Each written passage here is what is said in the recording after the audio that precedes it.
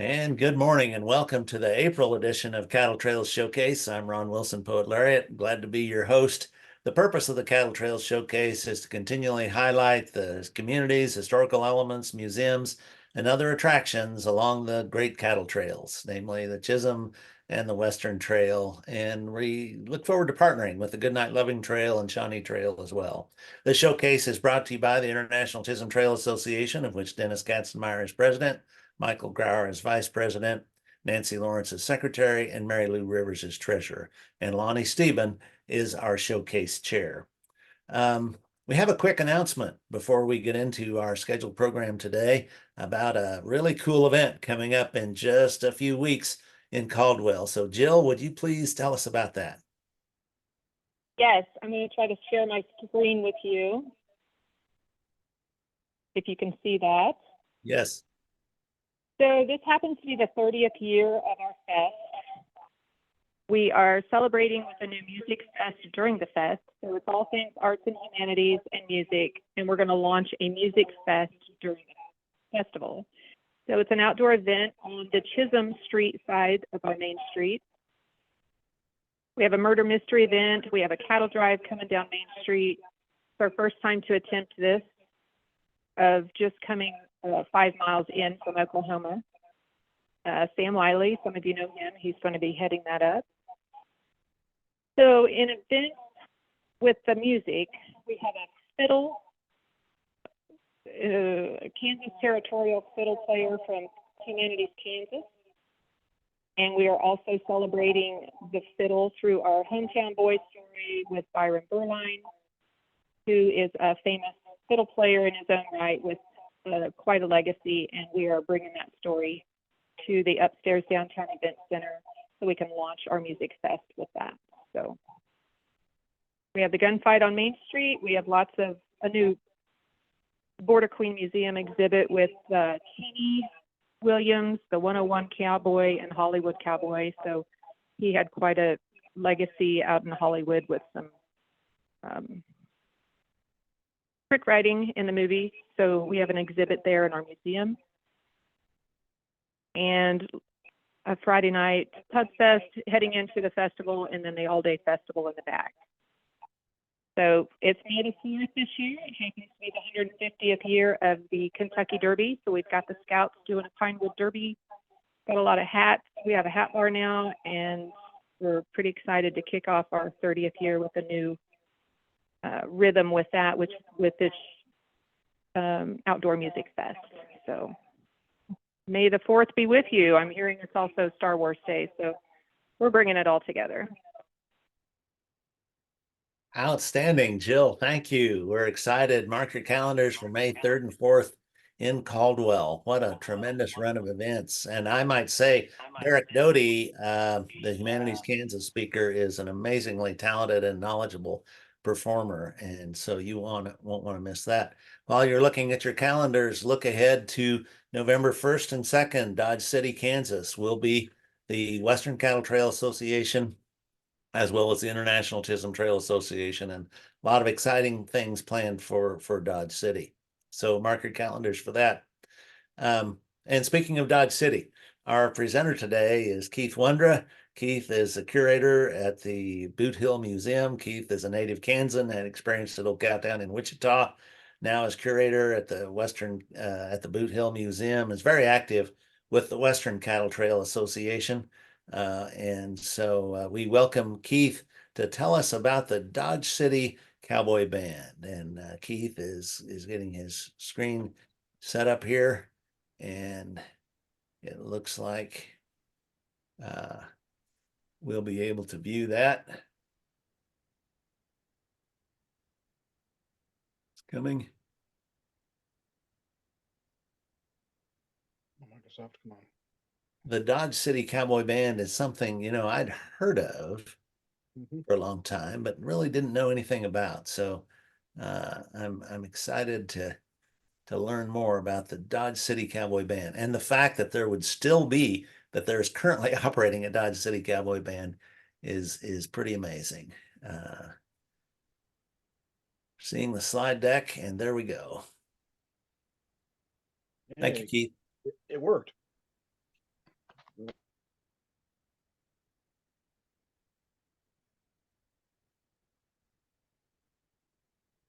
good, Keith. The floor is yours.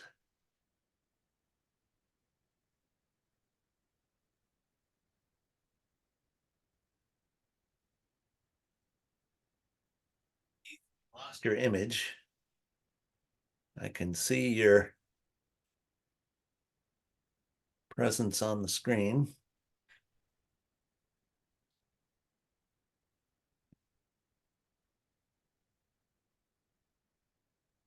And it appears we've lost Keith for the moment.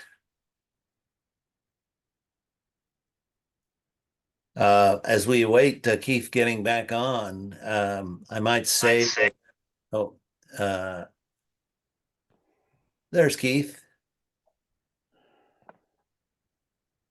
I might say that the Western Cattle Trail Association is having their event also in conjunction with the Kansas Cowboy Hall of Fame induction that will be going on in Dodge City that Saturday evening. So a whole bunch of good things will be happening in Dodge City that first weekend of November.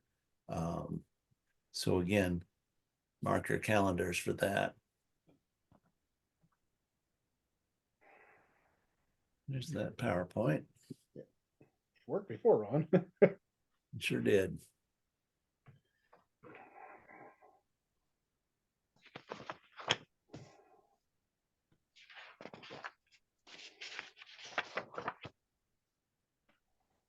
We're seeing the Microsoft icon, but not the PowerPoint yet.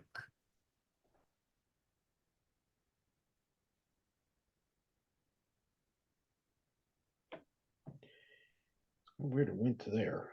It went there and then it got kicked off. It appears to be opening.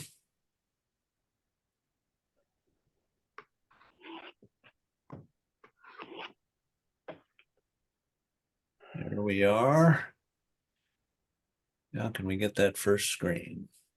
First slide. Now let's see if it actually stays. Okay. Looks good. We'll see if it stays on. So I don't know where it cut off on, but so even though 19th century Dodge City was a rough and rowdy town, is far from a cultural wasteland. Entertainment options in Dodge City included Shakespearean and other traveling companies, traveling medicine shows, circuses, football, baseball, and local stage companies. One of the most popular was the Dodge City Cowboy Band. We're going to start off with the beginnings of it. It started with Chalk Beeson, who co-owned the Long Branch Saloon. He had an orchestra, and so he raised money to purchase musical instruments. And they started the Silver Cornet Band in 1878. And as the Dodge City Times wrote, rising to the dignity of a town with a brass band, Dodge City can toot her own horn. And the Cornet Band was later renamed the Dodge City Brass Band, and then it later became the Stockman's Band. It was renamed the Dodge City Cowboy Band in 1880. With the new name came new attire, with each member dressing in a bandana, boots, cowboy hat, leather chaps, and spurs. We also carried an ivory-handled six-shooter as a tribute to Dodge City's early rowdy days. Also, area ranchers and cattlemen purchased band members who wore their brands centered on their cowboy hats. And then, so therefore, the new band played at many of the area's major events, such as leading 4th of July parades, serenading on Election Day, appearing at openings of saloons and flour mills, and they also played in front of the Long Branch Saloon on Front Street.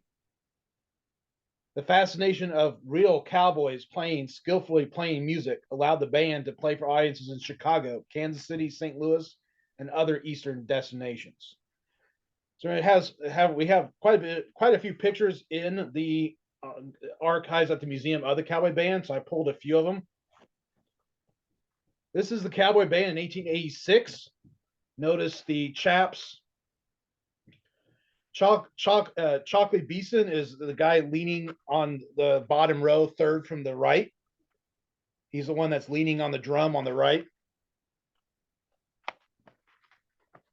And then they would have a band. The banner that the guy's holding in the back, that would be kind of their promotional banner. And you can kind of see on the hats the different names of ranches that sponsor the band. In the early days, the band actually pulled musicians from around the area and also from the saloons and dance halls.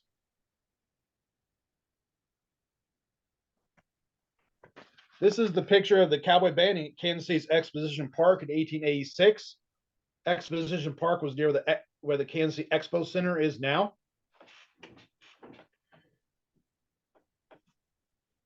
And then this is the roster for 1889 of the Cowboy Band. You can kind of see who was what each instrument they had.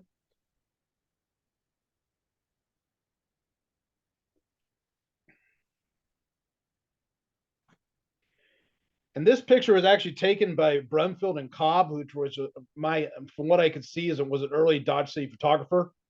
And this is actually taken south of Dodge. This was on a cattle ranch, and the band is posing. And this picture was used for promotional as a souvenir when the band went to the east.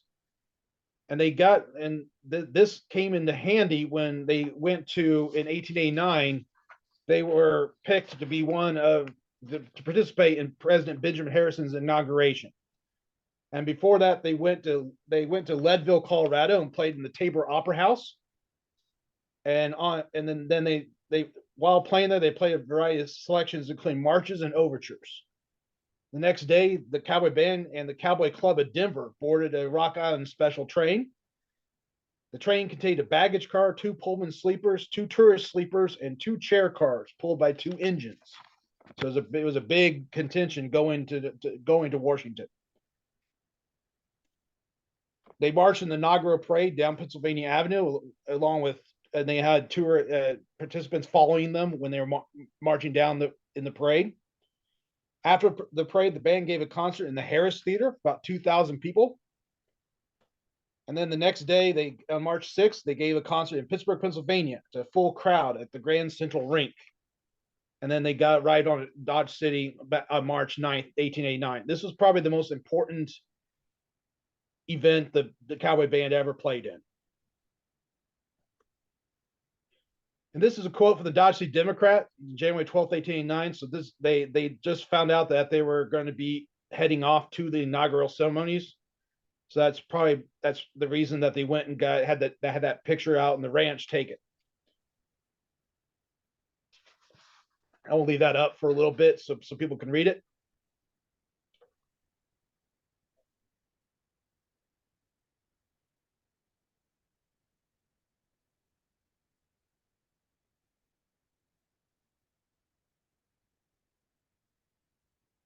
And if anybody wants that quote, I can email it to you.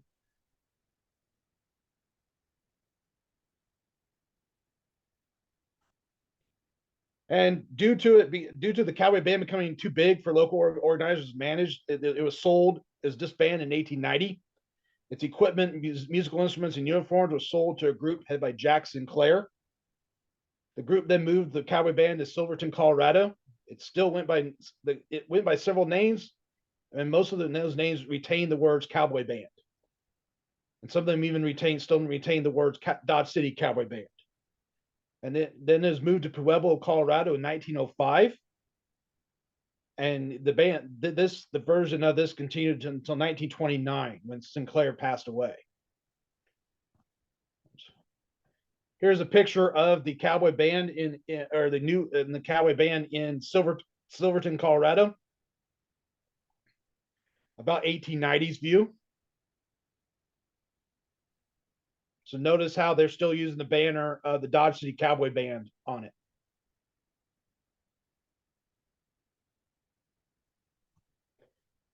In 1911, a new Cowboy Band was formed in Dodge City. Copyright was not an issue back then. And so they started doing concerts in Wright Park in 1912. Wright Park is in south of the railroad tracks and north of the river. And they continue to play at many of the area's major events. They still do that to this day. They play, including during Dodge City days, and they also continue playing even in Wright Park. And in this year marks the Cowboy Band's 145th anniversary season, and also the 90th anniversary of the Wright Park Band Show. Here's the band, the Cowboy Band, the new Cowboy Band in 1911. The Golden Eagles, which are on stands in the back, are actually they are the mascots of the Cowboy Band. And they are. If you come to Boot Hill Museum, you can actually see them. We have them displayed on above the back bar in the Long Branch Saloon. In 1955, Dodge City was one of 3 finalists to get the National Cowboy Hall of Fame. Before the site was chosen, a parade went down downtown Denver, and so here's a picture. In Dodge City's entry included the Dodge City Cowboy Band. Notice that they aren't as fancy, wearing chaps and everything. There's still the chaps and the cowboy hat, but they're not as fancy looking as the older version. The three finals were actually Oklahoma City, Dodge City, and Colorado Springs. Dodge City was actually the site chosen until Oklahoma City came in late at the last minute and outbid Dodge City, and they got the Cowboy Hall of Fame, which is now the National Cowboy and Western Heritage Museum. Some Dodge Cityans still are upset about losing the Cowboy Hall of Fame. There is the Cowboy Band at Boot Hill Museum about 1958 to 1964. The reason we date that because the Front Street replica, which is behind them, only went to the Zimmermans. You'll notice also the hill, Boot Hill, is still in existence in the back on the right. It wasn't until 1964 when they added the rest of the Front Street replica. And here's some artifacts from the Cowboy Band. The snare drum on the left was presented to Jules Viquizzi during the Civil War by General Benjamin Harrison. And his son actually used that drum when he was a member of the Cowboy Band. And then to the right is a leather sign given to the Cowboy Band by Foster Elliott. The writing on the front is presented to the Dodge City Cowboy Band by Foster Elliott. And then upside down T Ranch. And here is the Dodge City Cowboy Band performing in 2023 in the Wright Park Band Shell. Notice never difference between the Cowboy Band. Women are now playing in it. And you also notice that they're not wearing the chaps and the cowboy hats along with it. So that ends the Cowboy Band. It's one of the most historical bands in the United States. It's also one of the most popular attractions in Dodge City, especially in the summertime. They give free concerts in Wright Park. And like I said, they also perform during Dodge City Days and also during other events at Boot Hill. So I'm going to unshare. So if anybody has any questions. Well, thank you, Keith. I'm gonna give you a virtual round of applause here. Thank you for an interesting presentation. So essentially today, the Dodge City Cowboy Band functions kind of as the municipal band for the city, right? I mean, yeah. Oh yeah. And they have all ages, and it's not just the Cowboys only. It's they've had from high school kids to retirees that still like to play. And they perform at all different types of functions. I think last year they were at the Ford County Fair. They were at the Boot Hill Museum's 4th of July event. So they perform all different types of things, not only at Wright Park. They also do a Christmas show in December at the mall, not outside. Wonder what it would take to have the Dodge City Cowboy Band perform for the Western Cattle Trail Association. And I could look into it. I can find out who to contact. I was in Dodge City last summer. I forget what the occasion was, but there was a cattle drive down off Front Street there, and kind of a parade. And as I recall, the Dodge City Cowboy Band was on a truck like you showed from Denver back in the 50s, and they were performing as they went through the parade. Yeah, during Dodge City days, that last Saturday, they always have a cattle drive down Wyatt Earp Boulevard, and they actually the Cowboy Band is one of the first entries in the parade. So they are a very prominent band. They're a prominent institution in Dodge City, especially since they've been around since 1878. Remarkable. Let's see if Keith, there's this is other Lonnie. As I think about it's amazing to me that the early day Cowboys were that musically talented. Do you know anything about, can comment about that? I think they weren't really originally cowboys. I think the ranchers just kind of sponsored them, and since they dressed up as cowboys, they kind of did it that way. They kind of tried to. Some of them could have been cowboys, but I don't think they were actually work. They didn't work on the ranches. The ranches just sponsored certain ones, Okay. and some of them could have been probably were musically inclined. So, and again, I don't know how well they play. Apparently, they play well enough to go all across the country. Unfortunately, I've not seen or heard any recordings from the early days of the Cowboy Band. So I really don't know how good their music was. Must have been good enough to perform Yeah. for the president. Uh, Keith, could you say a word about Chalk Beeson? And for those of us who grew up on Gunsmoke, the fact that there really was a Long Branch Saloon, that there was absolutely, that was a real institution in Dodge City, and the writers of Gunsmoke wisely picked up on that. But tell us about Chalk Beeson, if you would. Yeah, Chalk Beeson was an early day saloon owner. He came to Dodge in early 1870s. Had opened a saloon with a man named William Harris, and they owned a saloon called the Saratoga Saloon. It was on Front Street, and it was probably one of the most respectable saloons. It was where the cattlemen would go. The cowboys kind of really didn't go into it. Also, it was north of the tracks, so it only had gambling, drinking, and Beeson's orchestra, and that was it. If you wanted women, you had to go south of the tracks.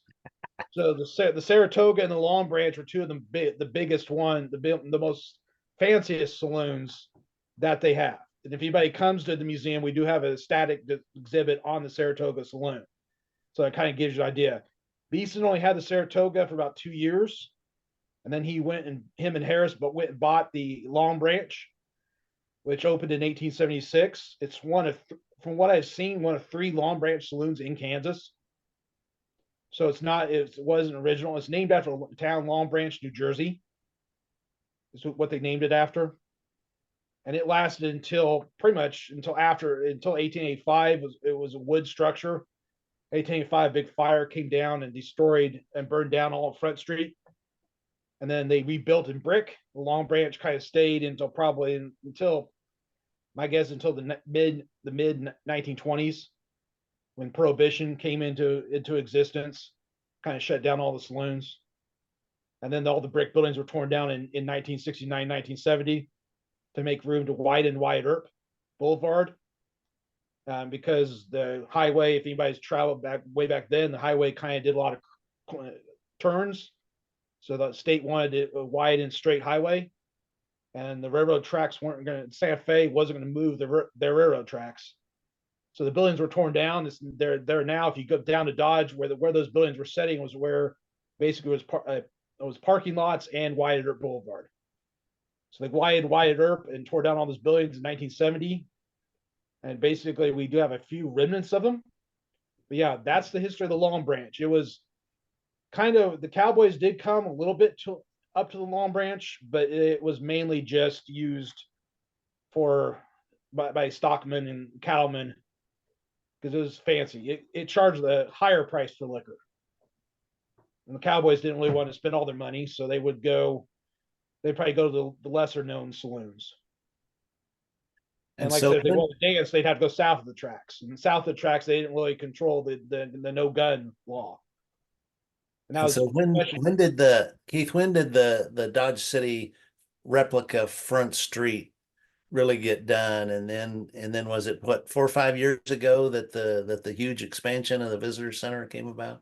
Yeah, in 2020, or actually 2021, the Boot Hill Museum opened up a new 13,000 square foot building with new exhibits and a big gallery to display traveling exhibits and have events, a new gift shop. The reason that they did that was a lot of people could no longer go up on the hill. So to kind of give it more accessibility, they moved all the exhibits down to the lower part to the new building. The Front Street replica was started in 1958. Hugh O'Brien from The Life and Times of Wyatt Earp helped unveil the cornerstone. And then in the fall of 1958, the cast from Gunsmoke came down and dedicated the new exhibit. And that was only from, if you look at pictures of it, the first part was from the general store to Zimmerman's hardware. And then in 1964, they added on from the city drugstore to Beatty and Kelly. And then later years, they added the last 3 buildings that are up there. But yeah, mainly the recreating the Front Street was in response to Dodge City not getting the Cowboy Hall of Fame, because they had a lot of money that they raised for it, and so they're like, well, we need to do something. So they thought, well, we do the replica of what Front Street originally looked like, but unfortunately, they kind of cut out a few buildings on that. So I think it's a Kansas treasure. yep. Are there other questions for Keith? Yeah, this is Steve. Yes. Last week I was in Hyco, Texas, a little small town, and I was been talking to Keith. There's a bar at a restaurant there called O'Malley's, and they have a bar from Dodge City, Kansas, from the 1880s. It's a beautiful bar in this restaurant. So I've been talking to Keith to find out where that bar came from in Dodge City. So looking at the history of that. So it's kind of neat. That the bar came from Dodge City, and it's in Hyco, Texas, at a restaurant. Yeah. So and picking back out of Steve there, I actually contacted, because it was sold to Gene Autry. And so he had it at the Gene Autry Museum, and then the museum, at least I think it's the California Museum, sold it at auction. So I have an email into them. I'm hoping they haven't responded yet, but it's just one of those to whom you might to general information emails. So if I don't hear anything back by this afternoon, I might call them up and just see if I can get a hold of someone. And it could have been the Gene Autry Museum in Oklahoma too. I don't know.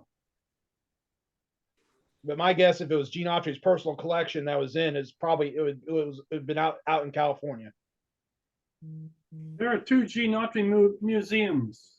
Yep. In Los Angeles, and one in a elementary school in a, if you blink you miss it, little village, not too far from the border of Oklahoma.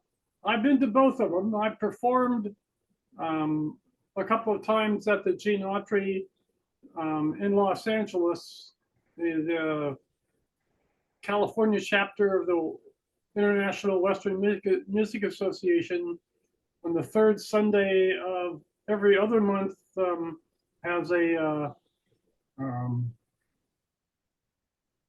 robin of performances. Yeah. But the little one in the town in Oklahoma is the Gene Autry Museum. There is really fascinating. It's got just an amazing amount of memorabilia about Gene Autry, and I'm glad that it's there.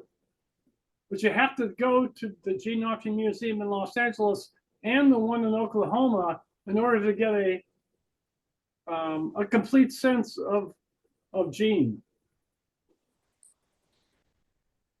And that town is Gene Autry, Oklahoma. It's been renamed in honor of Gene Autry.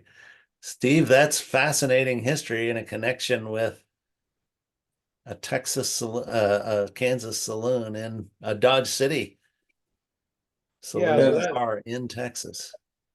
And the other I'm thing hoping that about the Hyco is they claimed that Billy the Kid was never killed and he went to Hyco, Texas. So they have a museum in Hyco, Texas on Billy the Kid. And they claimed that he left New Mexico and came to Hyco, Texas until he died. He's living with Amelia Earhart and Elvis Presley in an apartment. and Jesse James. And Jesse James. Okay. Hey, Dwayne Isles.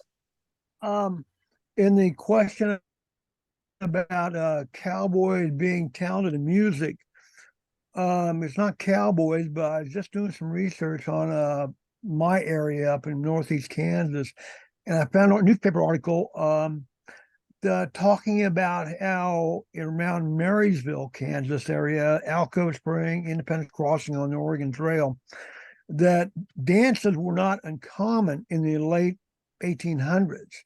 The Kansas-Nebraska Act allowed settlement in Kansas, so Marysville was founded in 1854, and they had house dances all the time.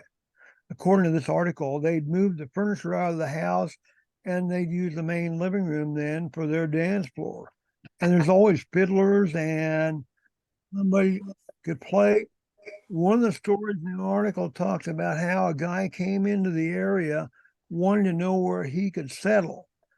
And the person he talked to saw that he had a violin case in his wagon. And he said, "Do you play the fiddle?" He said. And he said, "Why, sure." And he said, "Well, you can homestead right down the road from me." So it's not uncommon that there were musicians in the late 1800s. In fact, a personal story, my dad, who was born in 1906, played the trumpet, but their family had a band of their own, and they played dances all around the area, and that a lot of them did in that area because there wasn't any other real entertainment. Just interesting paper. I just happened across that the other day doing some research. Wow. How about that?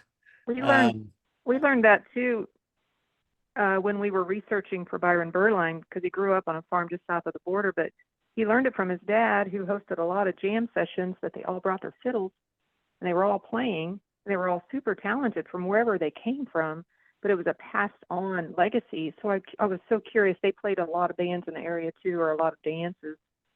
And that tribute will be in the Oddfellows ballroom upstairs, where they did have a lot of dances. So I was curious too, with this whole Derek Doty coming and talking about territorial Kansas, where all these musicians were coming. And of course, I grew up on Little House on the Prairie watching Pa play the fiddle every night, so it was a thing. And there was so much talent that came maybe as a natural teaching moment for kids when they were growing up, because Byron started playing at age 5 and he just picked it up and took off with it. But when you said Gene Autry, he happened to be the neighbor of our 101 cowboy, Kenny Williams, that we're doing our special museum event for, because he was actually my great uncle. So when my granddad went out there for the funeral in Hollywood, a neighbor came over, knocked on the door, and came in, and it was Gene Autry.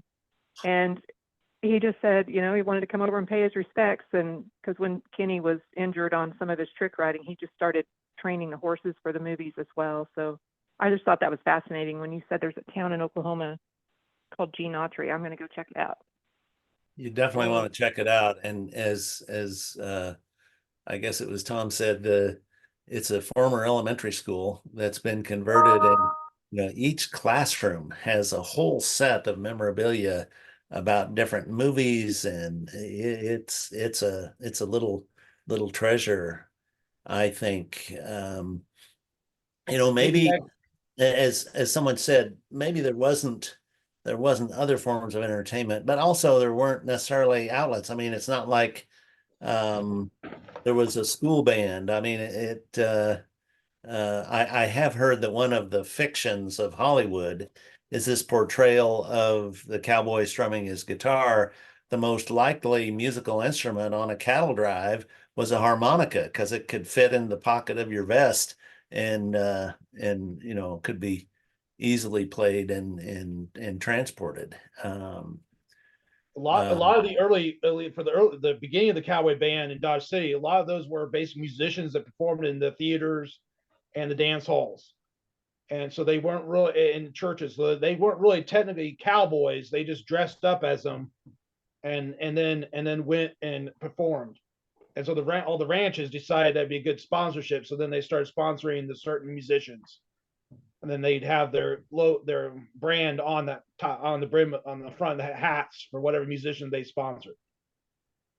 And we claim them as cowboys today. That's all good in my book. Yeah. I might note there's a comment in the chat. Alcove Spring. Dwayne mentioned Alcove Spring, which is a beautiful green, natural, scenic area. Was a campsite along the Oregon-California Trail just south of Marysville. And I'm glad there is a newsletter about Alcove Spring. Looks like Dwayne has posted that in the chat. If you're interested in getting a copy of that email, a copy of that newsletter, email him at 96cruisin@embark.com. Any other comments or questions? If you are fascinated by the Oregon-California Trail, I would heartily recommend the book by Rinker Buck. He and his brother had a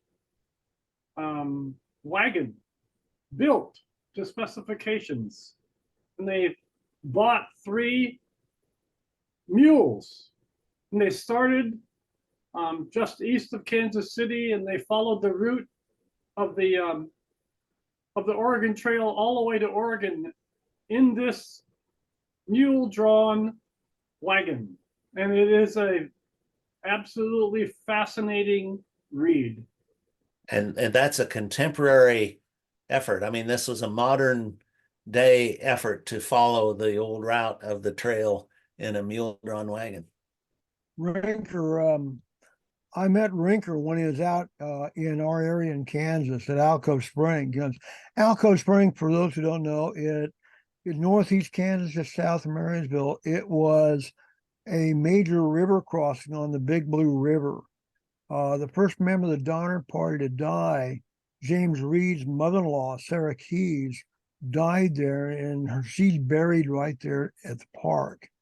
It's a nonprofit. We own 223 acres out there. There's wagon swales, carvings, but we celebrated 30 years. But the newsletter is totally free. We do it quarterly.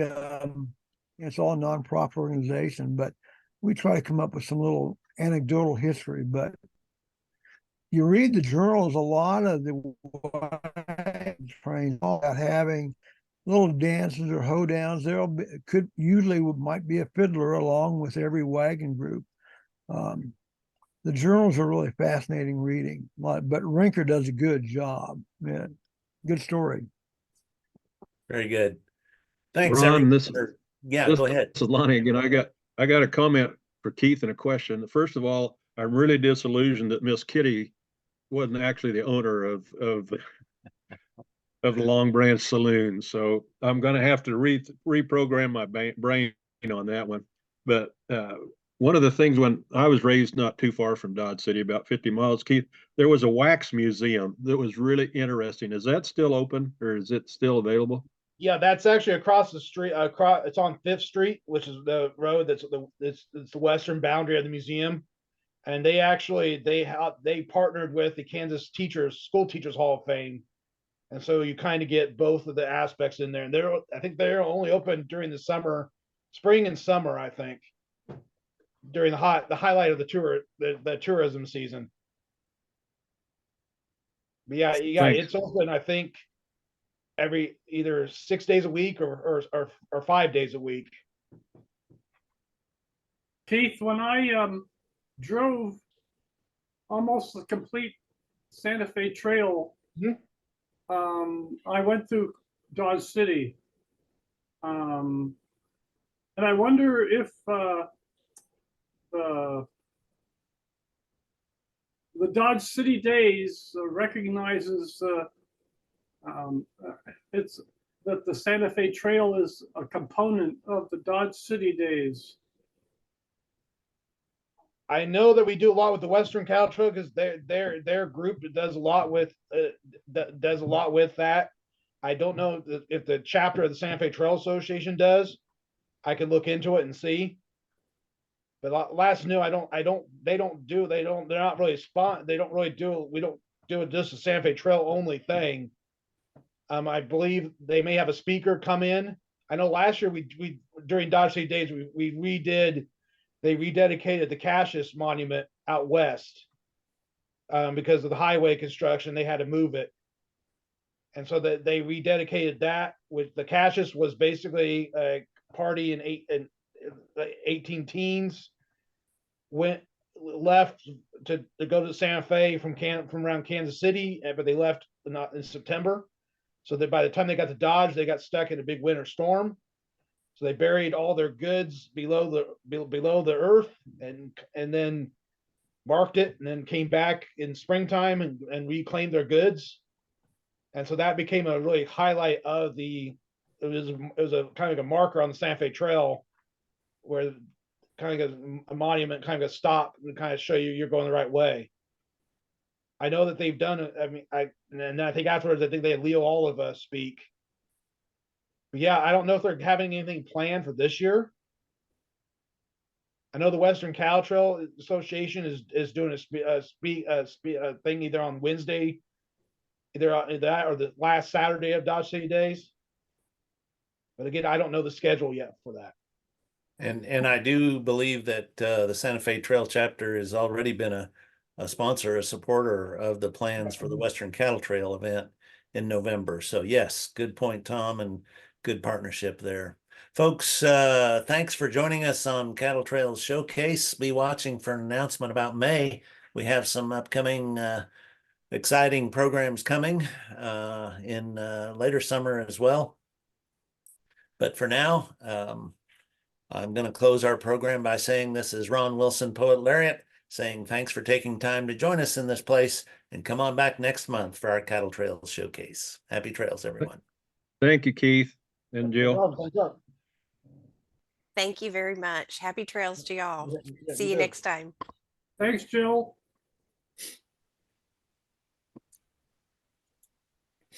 We are